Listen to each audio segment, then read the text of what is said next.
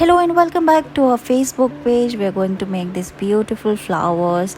For that we are taking two colored blue craft paper, make multiple cuts. We are pasting double-sided tape on it. We are going to roll a green craft paper, make a stick and paste both the colorful paper on it like we are doing here. Roll it one after another and you will got a beautiful flower like this.